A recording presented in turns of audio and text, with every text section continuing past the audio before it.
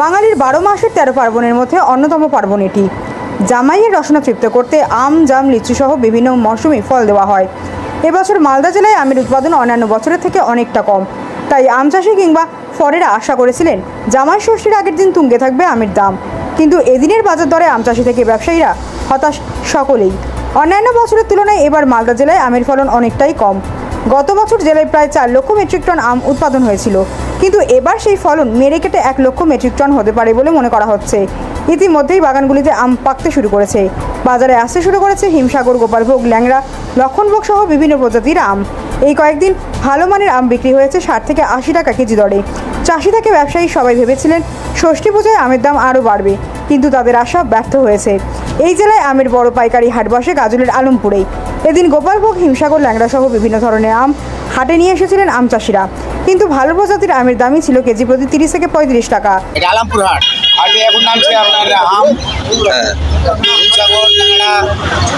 কবে থেকে শুরু হয়েছে? 4 দিন হলো। 4 দিন থেকে শুরু হয়েছে। এটা কদিন চলে? এটা মাসখানেক চলে। মাসখানেক। এখন কি আম উঠছে?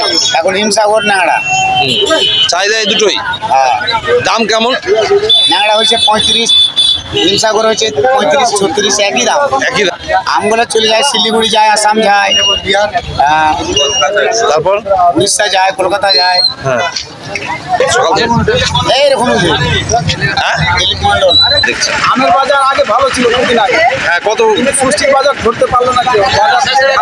হ্যাঁ, ষষ্ঠীর বাজারে দাম পাচ্ছে না। আগে দুদিন আগে ষষ্ঠীর আগে বিক্রি করলে, 8 দিন আগে বিক্রি করলে এটা 40 টাকা দাম। হ্যাঁ, কিন্তু ষষ্ঠী কি যে হলো, মানে আমের বাজারটা ফেলে। আচ্ছা, কি আম? কি আম?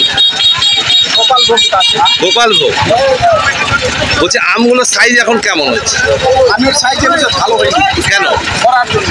খরা, বৃষ্টি হয়নি। কি মনে হচ্ছে বৃষ্টি হলে? আগে যদি বৃষ্টি হতো তাহলে আমের ফলনটা পাওয়া যেত ভালো, কিন্তু এখন নাই। এখন তো পারবে না, সব হয়ে গেছে, আর পারবে না। এখন শুধু পারলে কোম্পানিটা পারবে, বা আসছি না, তাছাড়া এগুলো আম পারবে না। তাহলে আমের কি গতবারের তুলনায় দাম নাই? না, গতবার তুলনায় এবছর দাম আছে, কিন্তু হাই রেট আগে প্রথম থেকে হাই রেট। আচ্ছা, বন্ধু হাই রেট। এখন কিন্তু ষষ্ঠীর বাজার ধরতে পারছেন না, বলো না, এটা আমরা 35 টাকা পেতাম, লাভ হতো। তাহলে এখন কত দাম বলছে? এখন তো বাজারে 35 টাকা, 32 টাকা বিক্রি করছে। কি নাম আপনার? আমার নাম রুচিলাল। গত বছর মালদা জেলায় প্রায় 3.5 লক্ষ মেট্রিক টন আম উৎপন্ন হয়েছিল।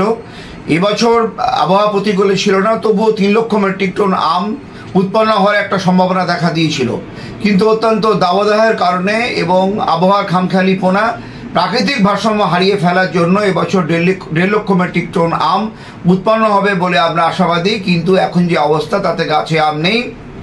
আম চাষিরা, আম ব্যবসায়ীরা অর্থনৈতিকভাবে ক্ষতিগ্রস্ত। এই এলাকার অর্থনীতি আমের উপর নির্ভর, তবে ওভারঅল আমাদের জেলার অর্থনীতি, আম ভিত্তিক অর্থনীতি আমাদের ক্ষতিগ্রস্ত হতে চলেছে। এই বিষয়ে আমরা কেন্দ্রীয় সরকারের দৃষ্টি আকর্ষণ করছি এবং আম চাষিদের পাশে দাঁড়ানোর জন্য আমরা অনুরোধ করব।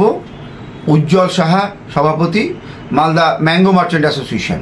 উত্তর মালদা থেকে আহমেদ বাপির রিপোর্ট, বেঙ্গল মিরর নিউজ।